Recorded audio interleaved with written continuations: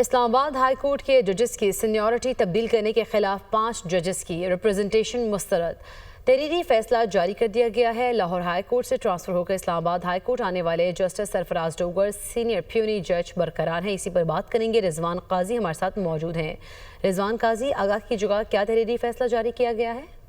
اسلام آباد high court کے ججز کی سینیورٹی تبدیل کرنے کے خلاف 5 ججز کی ریپریزنٹیشن مسترد کرنے کا تحریری فیصلہ جاری کیا گیا ہے۔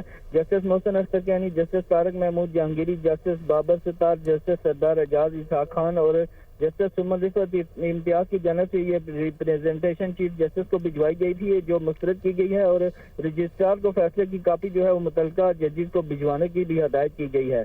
اور چیف جسٹس عامر فاروق نے یہ ریپریزنٹیشن مسترد کی ہے اور یہ کہا گیا ہے کہ 3 صوبائی ہائی کورٹ سے ججز کے تبادلے کے بعد اسلام آباد ہائی کورٹ میں تبدیل کی گئی سینیورٹی لسٹ برقرار ہے اور لاہور ہائی کورٹ سے ٹرانسفر ہو کر اسلام آباد ہائی کورٹ آنے والے جسٹس سرفراز ڈوگر سینئر پیونی جج برقرار ہیں۔